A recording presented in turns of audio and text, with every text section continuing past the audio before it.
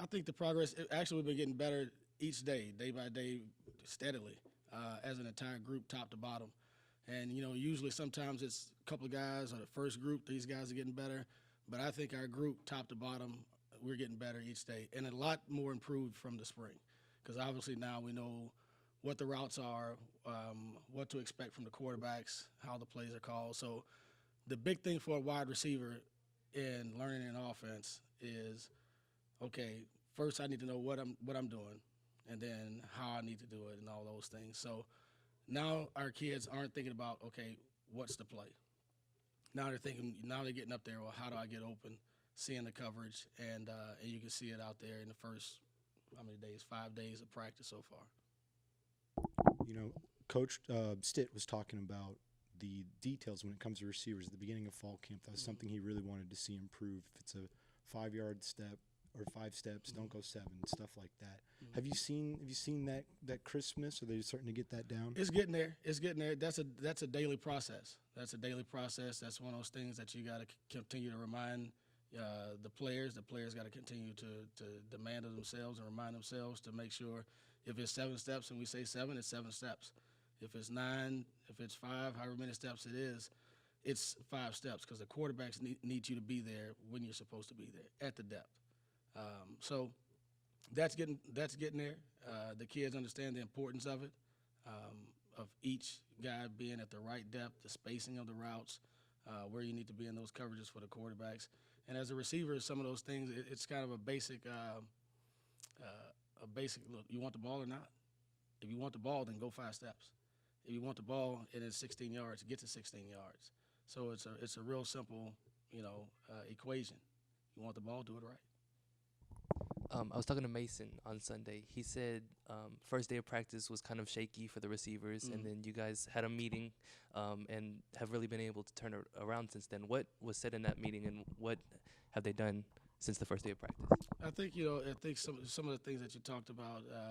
The question is what was said in that meeting is one the first day, especially because what they do is they go out in the summer and they work, and then they take a couple of days off and they come out, and it's getting out there and everything. The intensity level goes up from when you're out there in the summer with just your teammates, and coach shows up and coach is kind of in you a little bit. And I think some of that first day was a little bit of nervousness, getting back out there again with the entire group, with your coaches out there, with a little more pressure of do it right, do it how we want it done. But I think the other thing that was obviously stated in that meeting was the expectation of do it how we coach you to do it. Be where you need to be, so the quarterbacks know where you're supposed to be and they can get you the football. Being the only coach that's returning from last season, just tell me what that feeling's like and how have you adjusted to everything? Well, the returning and being the only guy, the one thing that's good is there are some crossover, and this happens in coaching. There's some crossover guys that you're familiar with. Coach Stitt worked with Dan Hammersmith, who coached me my last year of college. He was in Colorado coaching when I was playing. So he knows a lot of the guys that I came up around as a player and as a coach. So there's some familiarity there. Coach Spavital also is good friends with some of the guys that I've worked for before. So some of that is, it helps the transition. And he himself, the staff, some of the other guys, I saw on the road recruiting and throughout the years. So that helps the transition for myself. And, I can act as a resource for some of the guys that are on the staff because I've been here. And then my wife has been here before me. So we're kind of a good resource, not just for the staff, but for the wives and all the families that are coming in. And this is where you go for that. This is where you go for this. X, Y, and Z. So some of those things that you need to get you going as a staff. But long story short, Coach Spavital himself has made the transition for me comfortable because it is somewhat awkward sometimes when you're the only guy sitting in a room with an entirely new staff. But the staff has made it comfortable for me to join in and be a part of the staff, and let's go win some ball games. So you guys didn't have too big of a recruiting class this past spring, but Right. two of the guys that you did bring in were receivers Kenny Frazier and Right. Dylan Yance. So could you just talk about how they've been doing throughout the first couple or the first week of practice? Dylan did well in the first practice. Actually, he made a couple plays in the first practice. Got nicked a little bit in the second one, so he's just getting back out there. But I like how they look in individual. Kenny is obviously a kid that we recruited from Louisiana, and a lot of speed. Is one of those guys that I don't know if the quarterback can outthrow it. As far as they can throw it, he can go get it. So I'm really excited about those guys. They both play the Z position, which is a position that's our inside receiver, our slot receiver, for general terms. But they both have a skill set. They're both really smart. So you don't have to explain it, the offense or the route to them. It doesn't take 10 times. It's one time, and they both want to be good, and that's part of it. That's part of having a good team is guys that really want to be good. They have some self motivating factors to be good, to be great in the classroom and on the field. And so you can see those guys study. They take notes. And as freshmen, a lot of times you have to teach freshmen how to take notes, how to be a football player at this level. And those guys, and they have some good examples. They got Hutch, and they got Mason, and they got Haydell, and some guys that get in there and they take notes like they're taking notes for the chemistry test. So it's good to coach guys like that because you don't have to do a lot of poking and prodding. You just kind of guide them in the right direction, and they want to go there, and they're full steam ahead with it. We're talking to Shareed today, and we saw a little bit of him last year. He had some bursts, a lot of speed, and was shut down for the red shirt. Right. What can we kind of expect from him coming up, and how's he looked in fall camp? He's looked good in fall camp. We call him K-Dot, but Shareed for right now is good, I guess. Shareed, he's a special guy. He's a guy who can make you miss. He can make you miss. He can get open versus press man, which always comes down to that. Everybody's going to play some version of zone coverages, and there's windows in every zone. I don't care how many guys they drop, there's still windows.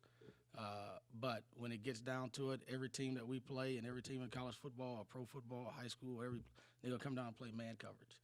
And Dot can beat man coverage. And that's what we expect him to do is go out there and when people want to man us up and do those things, beat man coverage. And he's fast, so he can get downfield in a hurry. But I think some of the flashes that you saw last year before we decided to redshirt him, I think you're going to see quite more of that because the offense is built to get those guys the ball more. I got to look at Micah Hiltz yesterday. Right. I know he's just a freshman, but that's a big guy. Not just tall, but Right, big. Right. And Micah came here, and I'd have to ask Coach Salwasser about his weights and all that. But he came on his visit, and he was a big, tall, thin guy. When you're recruiting, and Micah plays tight end, which is Coach Berger, but can he gain the weight? Can he get big enough and all those things? And I think he's put on 20 pounds since he's been here. And he's looking like a big grown man, and he's 18 years old. I don't know if he's 18 yet, but he's 18 years old. And he's developing very quickly. So I'm excited about Micah. And he's a big target, big guy, and not just tall. Some guys are tall and they have quote unquote T-Rex arms. They're not the arms don't match the body. But his arms are long, which makes him taller. So you get some of those throws that you can throw the ball over the top to a guy that tall who can reach up and, I guess he's 6'5" and look like he's 6'6", 6'7". Got any women's basketball tips for it? Or any inside? Women's basketball inside, I think they've done well recruiting. It's kind of the family business, so we every night, it's either talking about recruiting for football or what happened in practice or recruiting for basketball and did you get so-and-so and they're on campus today and they know this player on your team, can they say hello real quick? And so it's always it's the ongoing conversation for the last 23 years, 24. I'm trying to make sure I got my math right. So what the year is it? 19? It's 26. Okay, so it's been so it's going well. I think I'm excited about that team. I think they're going to be different than what they've been before. They're going to be probably faster, more athletic, but they still have shooters. Well, Texas A&M has one of the more experienced secondaries in the SEC, but last year they were also 98th nationally in pass defense. So how are you preparing for their experience, but also how do you plan to take advantage of how prone they were to the pass last year? You know,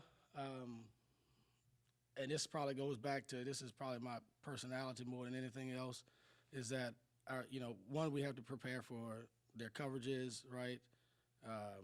The press techniques that they may use or may not use, if the guy's going to bail and all those things. But some of the things that as a receiver is, I'm going to work on what I need to do as a receiver to get open, right? So I'm going to work on my releases, so I'm ready for whatever he does, and it doesn't matter who he is, right, or what team you're playing. I'm going to work on my top end so I can separate, I can get in and out of my break.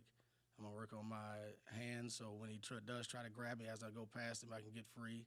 So as a receiver, I always say as a receiver because I was a receiver and I was still, and as a receiver coach, we need to work on what we have to do to go win every rep no matter who we're going against. And some of those things that, take advantage of those guys, the offense, we're going to throw the ball. Right now, you've been to practice, you've seen it, we're going to throw the ball. So we got to be the best that we can be each and every day and keep getting better at being a receiver. And then that's going to apply to Texas A&M. It's going to apply to Nichols. It'll apply to App State. It'll apply to everybody we play. So, from taking advantage, that's just any DB.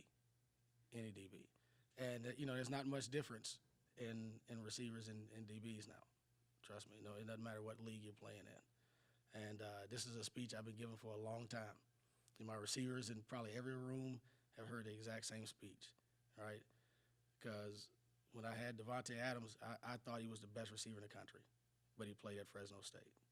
I thought he was better than a guy down south that was playing in L.A., and it's proven out to be in the NFL. So, each team can only take, in scholarship guys, 2 to 3 a year. Are there more than 2 or 3 great, 6, let's say the couple of teams that everybody knows in Texas, right?